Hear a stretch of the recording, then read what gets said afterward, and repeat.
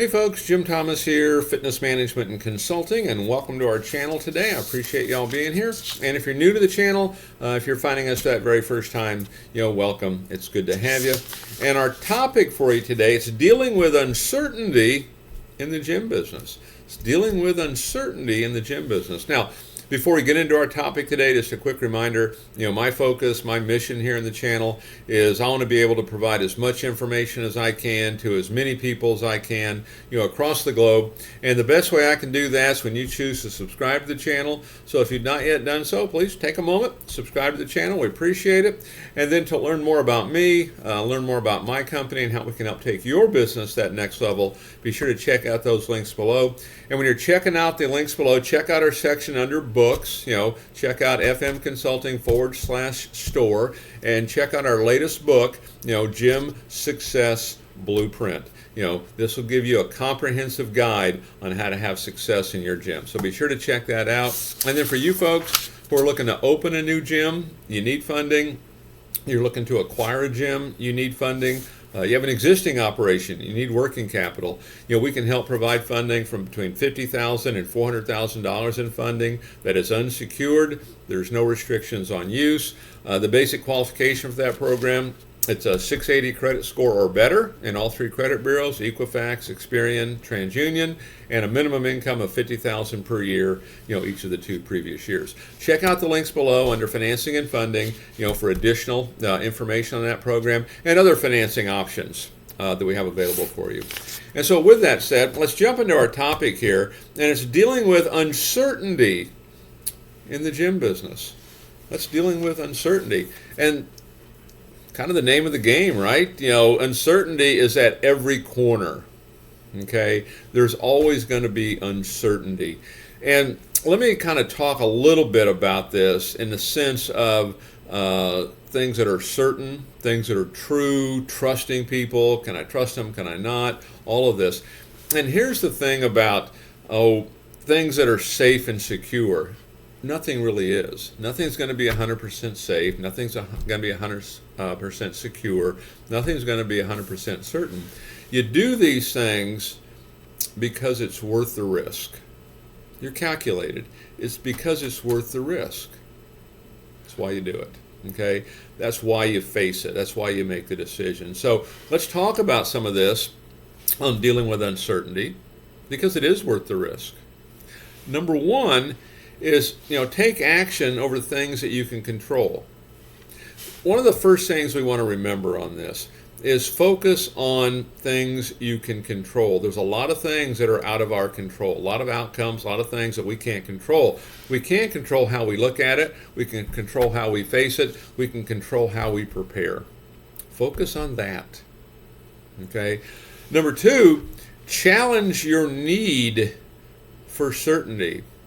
Challenge your need for this. Do you need to have certainty? I mean, the crazy thing is just think about hiring staff. I mean, for you folks that have you ever hired someone that hadn't shown up? Have you ever hired someone you thought they were going to be great and they didn't? Have you ever hired someone, turns out they were pretty good, and you work for a bigger company and they transfer them to someplace else? Okay? Challenge your need for certainty. Here's the thing that I would suggest on this.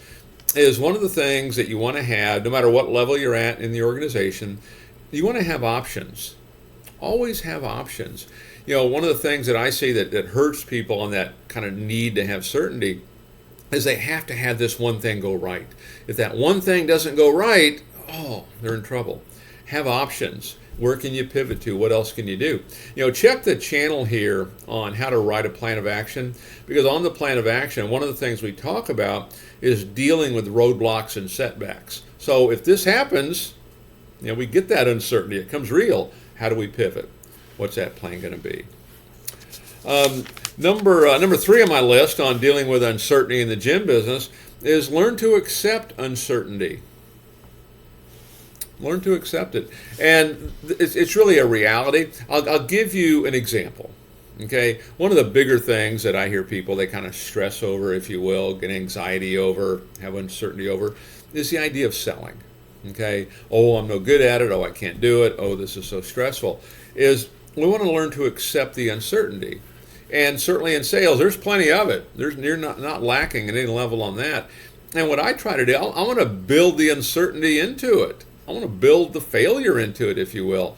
If I know I need to make 10 sales, I need to sign up 10 people, I'm not looking for 10 people. What I'm looking for is 20 people that'll listen to my story. Because I know if I do that, I've got a good enough product that half of them are going to say yes. I might even get more than that. Okay? But I'm building it in. I'm building in the uncertainty of the customer. Because you know what? Why does the customer say they want to think about it? Why do they say they want to try it out? Why do they say they want to look around? The reason they say all of that, they're uncertain. Okay? That's part of our job, is to help build that in them. We're kind of talking about you at this point, but that same uncertainty works at all levels. You know, if you gym owners watching, the reason you don't do marketing, the reason you don't, check out the link below and click the link for digital marketing, the reason you don't do that, well, I'm not sure it'll work. I'm not sure it's fit. I'm not sure it'll work. I mean, that's why. That's why. Okay. Number 4 on my list on dealing with uncertainty, focus on the present. Focus on the present. You know, one of the problems when we look at uncertainty, we're told, well, what happens if that happens? What happens if this happens? We're looking long term. Focus on right now. Just focus on right now. You know, if you're in sales, focus on right now. Don't be worried about what's going to happen a month from now, 2 months from now, 3 months from now. Focus on right now. Focus on the present. Focus on what you can control. I can control my attitude. I control my effort. I control my desire to be a good student. I can control my consistency and discipline in following the process. I can control all those things. I'm going to focus on that. I'm going to focus on the present. Because if I do that, you know, the beauty of this business is you have the greatest product in the world. I mean, of all, 8 billion people on the planet, everybody wants to look better, feel better, live longer. Everybody has that same need and desire, okay? If we have a great attitude, if we follow the process, you're probably going to have a high level of success. And then number 5, manage stress and anxiety. Manage stress and anxiety. And so a couple things. I mean, what causes that, based on what I see, is we're too focused on what can go wrong. Okay? I'm not really focused on what can go wrong. I'm focused on, hey, what if this goes well? What if that happens? And when we start talking about this, I know when I get into clubs that kind of face some of this, we want to have a lot of options. What options do we have? And I know if I'm a manager, I have a process that maybe we're going to follow that is kind of the same, but I'm going to handle everybody just a little bit different, because everybody has their own stresses, their own fears, their own ways they approach things. I'm going to address those. I'm going to have an open line of communication.